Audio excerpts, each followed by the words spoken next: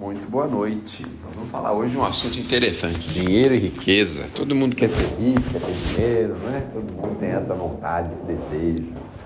E nós vamos falar um pouquinho sobre isso. A mensagem que a Mônica imprimiu são dois temas a respeito da verdadeira propriedade, dinheiro e riqueza, que nós precisamos entender como que funciona isso dentro da nossa doutrina, não é mesmo? Bom, os espíritos disseram para a gente, já lá no século XVIII para o XIX, que a nossa verdadeira propriedade não é aquilo que é material. Eles falam que é tudo aquilo que a gente pode levar daqui, não aquilo que a gente pode deixar aqui. E isso já é uma coisa interessante, porque a gente pensa assim, aqui na Terra a gente é muito treinado a ganhar dinheiro, a ter dinheiro, a favorecer-se com dinheiro. E os espíritos vêm e falam assim, olha, a sua verdadeira propriedade não é o que você tem que deixar aqui. O que você tem que deixar aqui são só um empréstimo, que nós vamos ter que depois restituir. Mas o que a gente pode levar daqui? Eu passei algum tempo pensando sobre isso, ficava assim, nossa, imaginando como seria isso. E aí a gente vai concluindo, assim, algum tipo de possibilidades que nós vamos ganhando, mas especificamente, ou acima de tudo, a gente ganha virtudes, possibilidades de virtudes, para que a gente possa levar isso para conosco, quando faz isso aqui. Conhecimento, virtudes, dentre as virtudes a bondade, o amor, a fraternidade.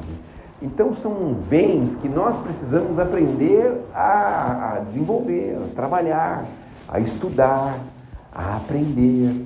Porque quando a gente chega aqui, na maioria das vezes, a gente chega assim meio, tanto quanto, como é que eu posso dizer, meio perdidos, não é?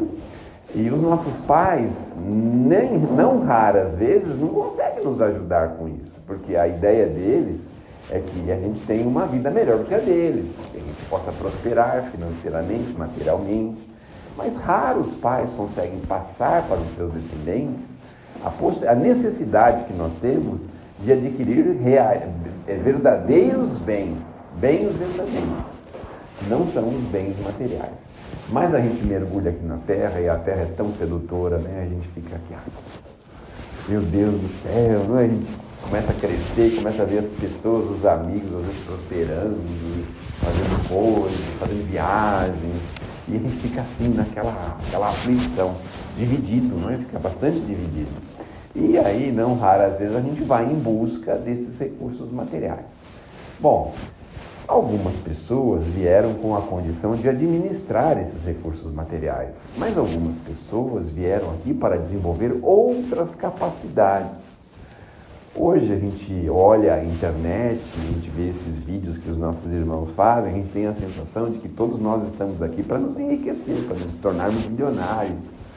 E no fundo, nós precisamos pensar que, na verdade, o nosso estágio aqui na Terra é para ganharmos virtudes, para adquirirmos virtudes. Mas como isso é difícil, porque a gente não tem motivação em lugar nenhum.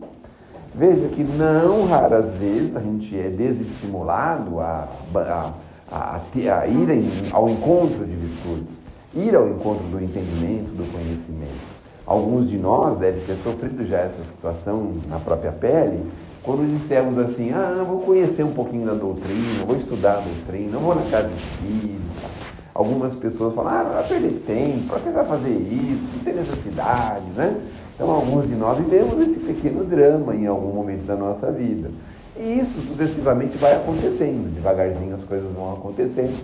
Mas quando a gente põe uma vontade firme, um desejo mais forte, a gente vai e vence, né? Fura a bolha, por assim dizer, e vai conhecer, vai estudar, vai aprender.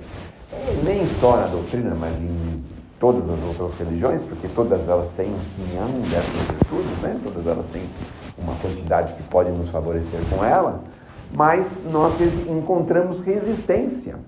A todo momento a gente encontra resistência.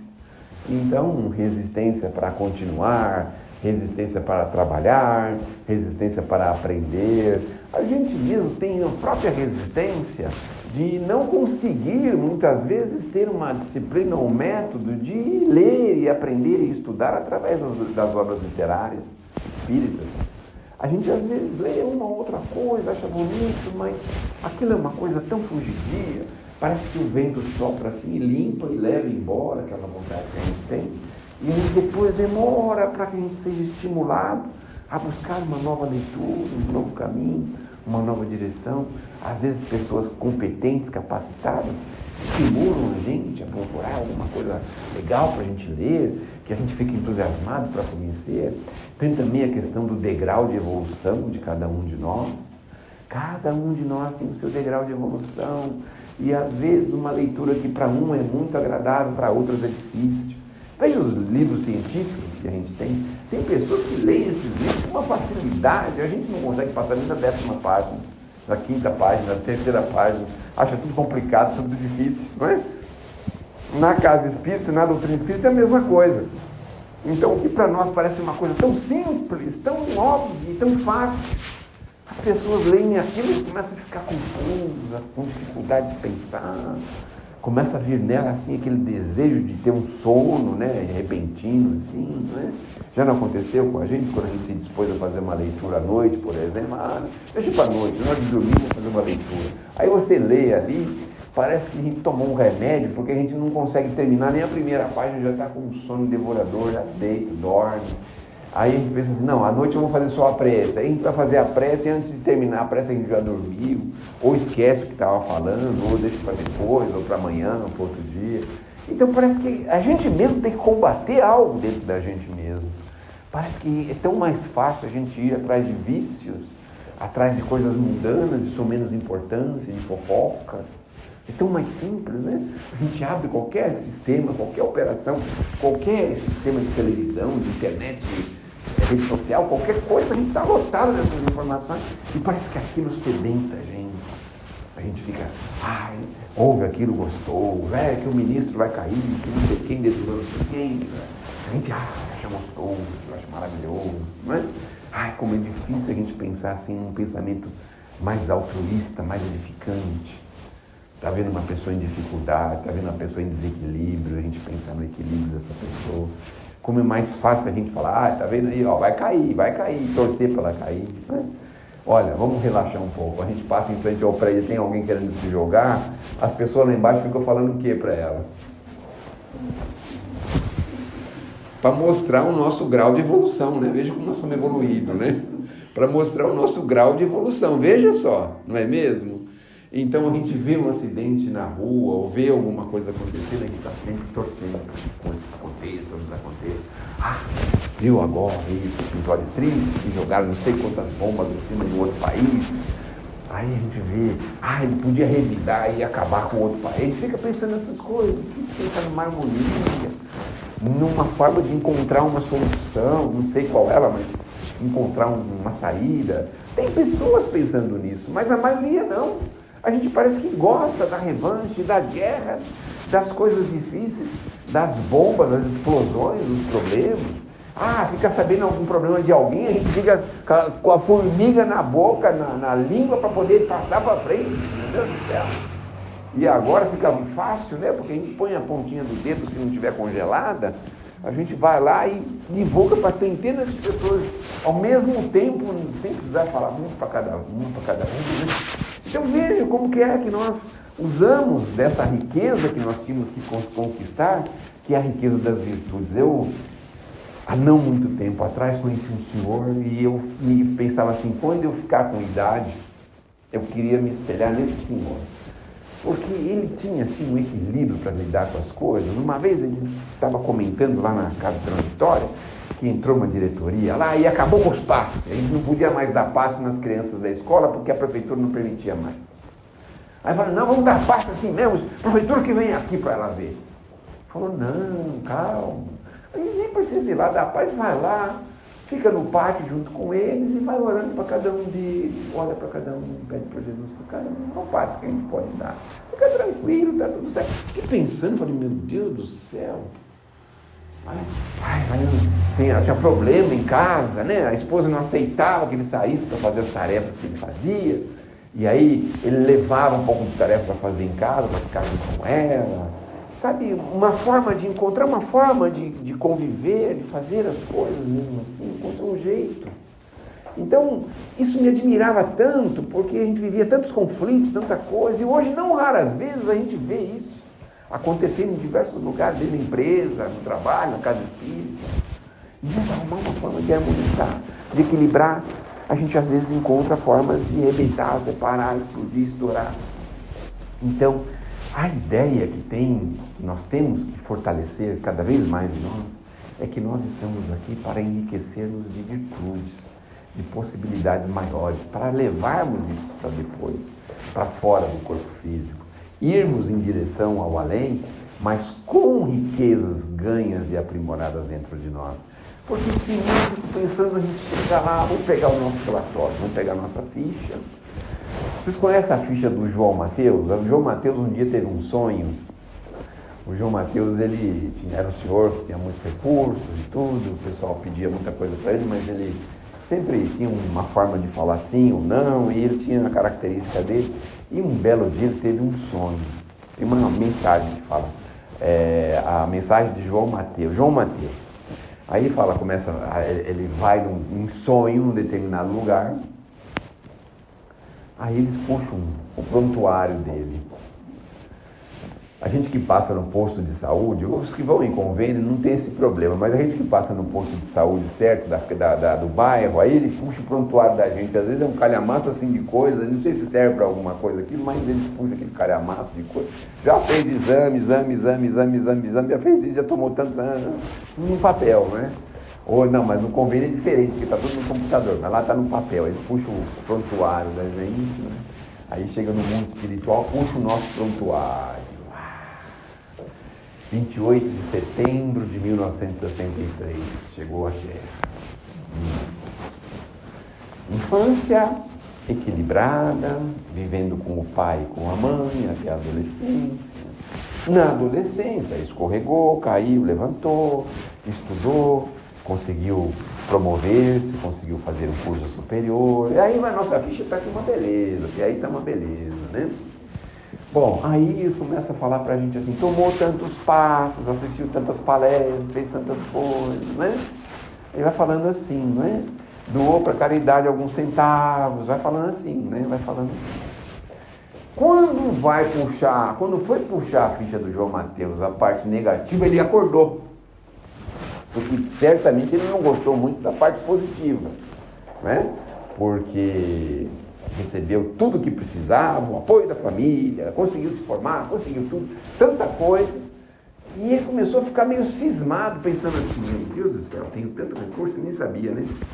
Bom, aí foram puxar a parte negativa do João Mateus, aí ele acordou.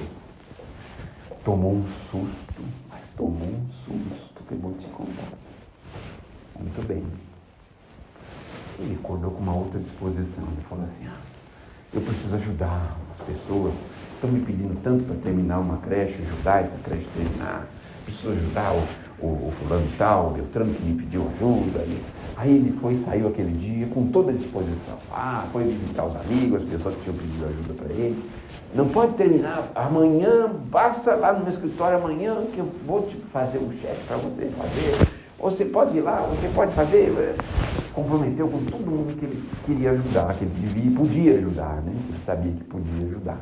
Que para ele eram tudo coisas pequenas, no fundo é pequenas, mas o que para nós parece uma coisa absurda, para algumas pessoas é pequeno.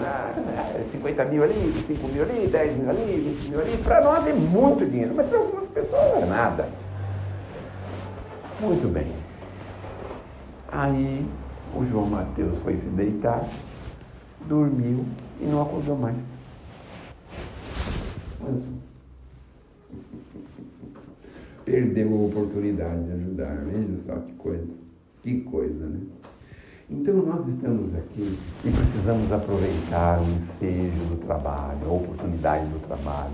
Nós estamos aqui e precisamos dirigir o nosso carro em direção segura, porque nós vamos sair da Terra. Todo mundo sabe disso, todo mundo sabe, não sabe quem é que vai sair daqui? Todo mundo tem essa certeza. Aí a questão é a seguinte, como que nós vamos sair daqui? Essa é a questão. Como nós estamos, a gente sabe. O que nós já vivemos, a gente sabe, mas a gente não sabe como é que a gente vai sair daqui. E aí vem a proposta da doutrina, renovação, aprimoramento, desenvolvimento. Dá um tempinho. Olha, Vocês já devem ter ouvido falar que na história do Chico Xavier, que agora, dia 2 de abril, foi o aniversário dele, né? E hoje, dia 18 de abril, é o aniversário do Livro dos Espíritos, vocês devem saber disso. Mas o Chico Xavier teve que atender a 3 pedidos do mentor espiritual dele no início da carreira. Ele pediu a primeira coisa, disciplina, a segunda, disciplina, e a terceira, disciplina. A gente vê isso, chega até a dar risada, fala, mas esse mentor aí parece bobo, ficar falando 3 vezes a mesma coisa, né? Mas se a gente for pensar bem, são 3 níveis de disciplina que ele pediu para o Chico, 3 níveis. A gente, muitas vezes, não consegue vencer nem o primeiro nível. Vamos dar um exemplo para a gente entender essa questão da disciplina. Um exemplo é assim, a gente tem um trabalho aqui toda quinta-feira às 20h30. Aí a gente vem aqui quinta-feira às 20h30. Cumprimos a nossa disciplina, né? O segundo nível de disciplina, a gente vai fazer um trabalho na casa? Vamos fazer um trabalho na casa. A gente veio disposto para isso, veio. Mas você se preparou nos últimos dias, nos últimos meses, nos últimos anos, porque a gente tinha a ilusão de que a gente tinha que se preparar naquele dia, né? Algumas pessoas pensavam assim, não posso comer carne, não posso ficar nervoso, não posso fazer isso, não posso fazer aquilo, não posso beber, não posso fumar, não posso tomar vinho, não posso fazer nada. Porque vou trabalhar na mediunidade, no passe, nas coisas. Tudo bem, mas não é só no único dia. Veja o segundo nível de disciplina, que é muito mais difícil. Porque envolve os dias, as semanas, os meses, imagine. E você sendo convidado o tempo todo para ir na festa de aniversário não sei de quem, para ir no encontro da empresa, no happy hour da família, sabe? Aí você pensa, e agora, Senhor? Será que eu consigo cumprir o segundo nível de disciplina? E esse é só o segundo, mas aí tem o terceiro nível de disciplina, pelo amor de Deus. Veja como é complicado. O terceiro nível de disciplina é assim, é você estar em condições de se sintonizar com as forças maiores da vida. E não simplesmente com as forças ao seu redor. E como é que a gente consegue sintonia com as forças maiores? Abnegação, trabalho, perseverança, renúncia, sacrifício, misericórdia, terceiro nível de disciplina. E olha que esse homem teve que ir para esse caminho, para essa direção. Terceiro nível de disciplina. Ainda bem que ele parou no terceiro. Você falou quarto nível de disciplina, como é que seria? Não dava para viver na Terra, né? Não é possível, não ia dar para viver na Terra, né? Ia ser muito difícil. Então, nós estamos aqui para isso, adquirir condições, possibilidades. Essa é a nossa maior riqueza. E aí o Emmanuel vem lá em Engenheiro e Vida, no livro que a Mônica copiou aí para gente, e ele vai falando para a gente que nós temos a memória, a inteligência, temos a visão, temos os braços físicos, as pernas físicas, nós temos o ouvido, a boca, o nariz, a gente tem tantos recursos. Uma pena que nós temos um aqui, falta um deles aqui. Mas a maioria de nós temos todos os recursos para conhecer, para aprender, para falar bem.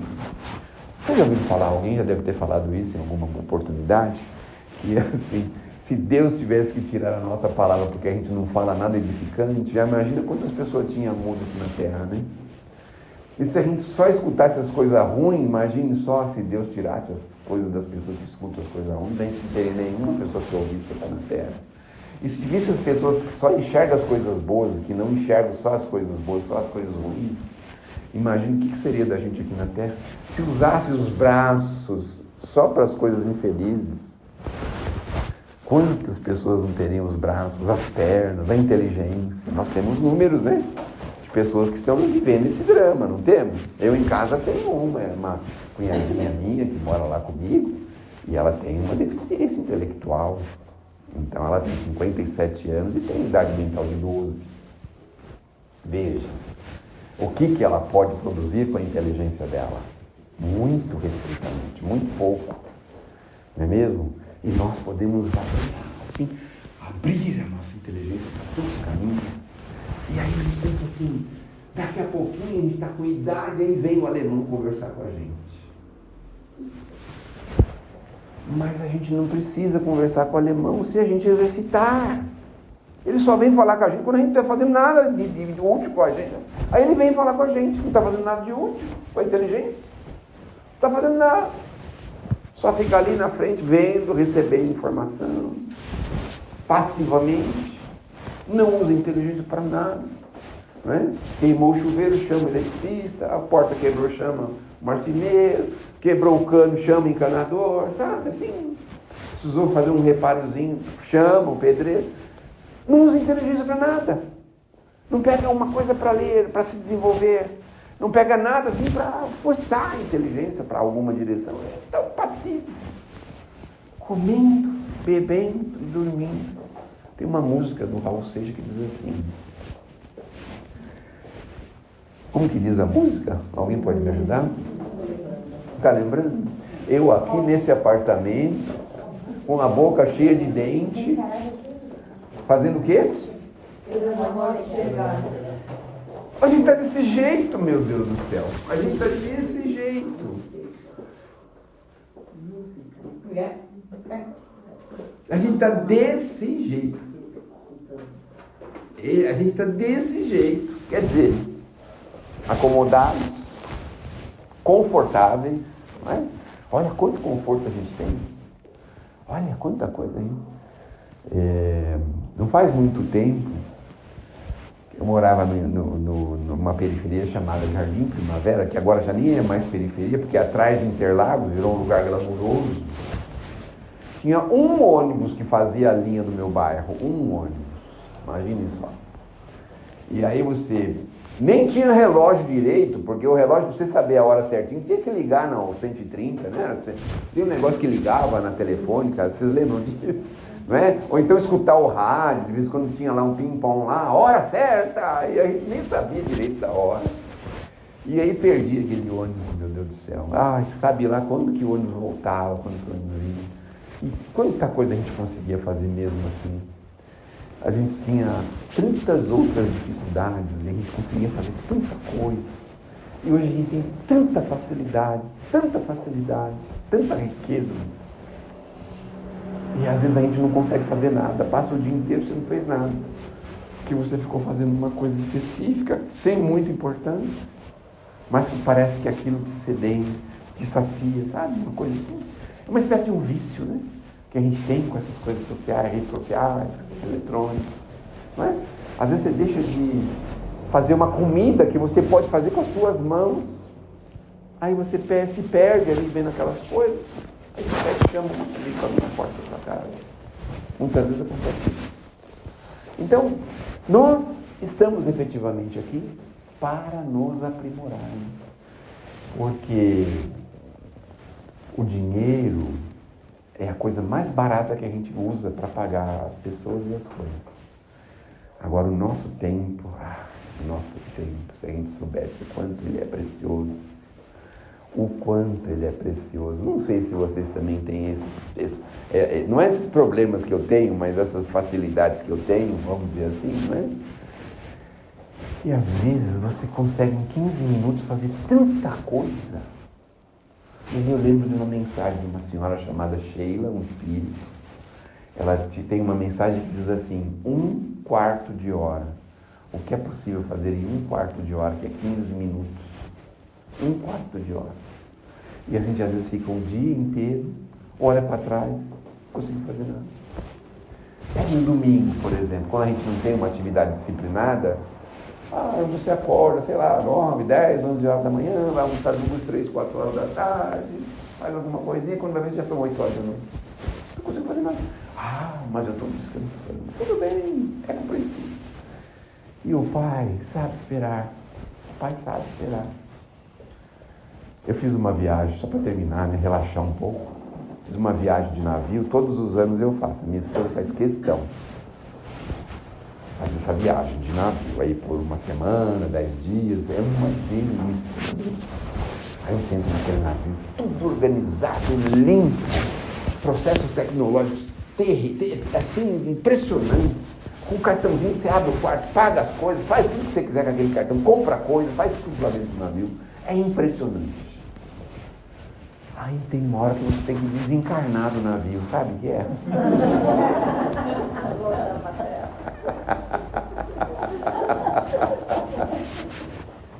Vocês já fizeram alguma viagem de navio? Alguém já fez? A senhora já fez? Não chega a hora que a gente tem que desencarnar do navio, você vai saindo e fala, não posso ficar, mas não pode, acabou a sua estadia, cai fora, vai empurrando, a gente vai ter que sair meio empurrado assim para fora.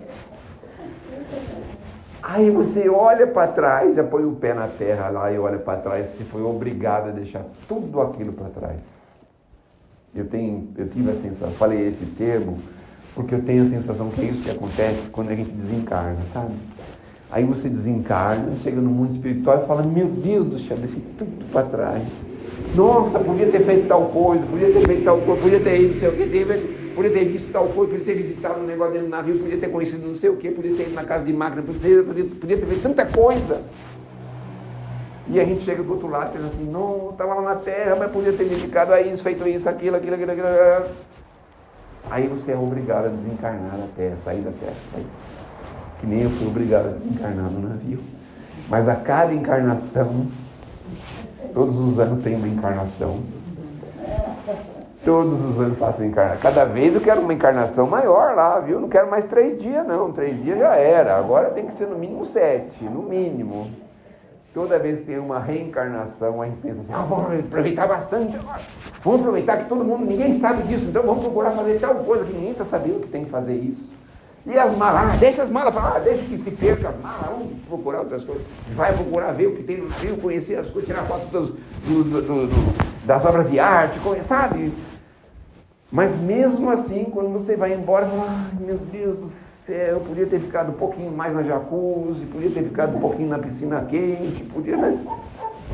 Que Deus nos abençoe, que Jesus nos ilumine. Ai, nem sei mais o que dizer. Muito obrigado.